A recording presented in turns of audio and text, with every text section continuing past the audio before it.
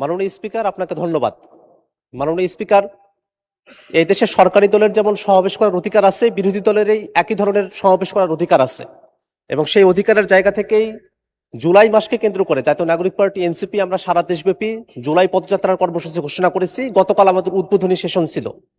গতকাল রাতের বেলা আমাদের মাননীয় বিরোধী দলীয় চিফ হুইপ জনাব নাহিদ ইসলাম এমপি, আমি সহ আমাদের কেন্দ্রীয় নেতৃবৃন্দ আমরা সাভারে গিয়েছিলাম, একটা সমাবেশে উপস্থিত হয়েছিলাম। অত্যন্ত দুর্ভাগ্যের বিষয়ে আমরা স্টেজে ওঠার আগেই সেখানে বিদ্যুতের লাইন কেটে দেওয়া হয়, সেখানে বিদ্যুৎ আর থাকে না। আমরা বিদ্যুতের জন্য যোগাযোগ করেছিলাম, কিন্তু কোনোভাবেই যোগাযোগ করে আমরা সমর্থ হয়ে উঠতে পারি নাই।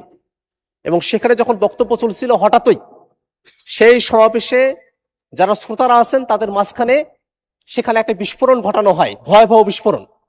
এবং সেই বিস্ফোরণে অনেকেই হতাহত হন, রক্তাক্ত হন, সেখানে রক্ত ছড়িয়ে পড়ে এবং তারপরে সেখানে ধোঁয়া উঠে যায় এবং আমাদের ওখানে যারা শ্রোতারা ছিলেন তারা ছত্রভঙ্গ হয়ে পড়েন। আমরা সমাবেশ সংক্ষিপ্ত করে আমরা থানায় গিয়েছিলাম। মাননীয় স্পিকার, আমরা যখন বিরোধী দলে আমরা যারা আছি, এই সমাবেশ করার অধিকার সংবিধান আমাদেরকে দিয়েছে, এটা গণতান্ত্রিক অধিকার। সেই সমাবেশের সময়টাতে কেন বিদ্যুৎ থাকবে না, বিদ্যুৎ কেন নিয়ে যাওয়া হলো, সেই বিষয়টাতে আমরা সরকারি দলের কাছে আমরা একটা জবাব দিতে চাই মাননীয় স্পিকার।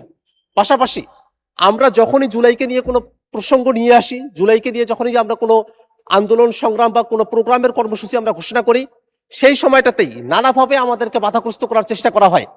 যারা জুলাইয়ের পতিত শক্তি আছে তারা নানাভাবে আমাদেরকে বাধাগ্রস্ত করে। এর আগেও আমাদের অফিসের সামনেও ককটেল বিস্ফোরণ ঘটানো হয়েছিল।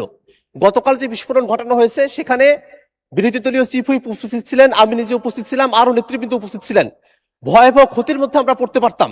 এমত অবস্থায় যারা পতিত স্বৈরাচার আছে এবং যারা নানাভাবে সমাজে স্বাভাবিকীকরণের দিকে অগ্রসর হচ্ছে, তাদের ব্যাপারে আসলে সরকারের তরফ থেকে পদক্ষেপ কি, সেটা মাননীয় স্বরাষ্ট্রমন্ত্রী যদি এখানে থাকতেন তার কাছেই জানতে চাইতাম।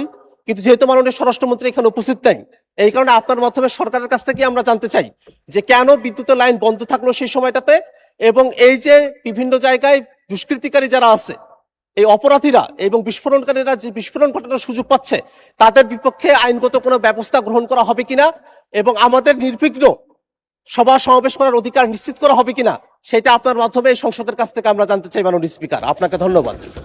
ধন্যবাদ মাননীয় সদস্য। আইনমন্ত্রী দাঁড়িয়েছেন, আইনমন্ত্রী কিছু বলতে চান? এটা তো স্বরাষ্ট্রমন্ত্রীর বিষয়, উনি দেশে নাই। আইনমন্ত্রী বলতে চান?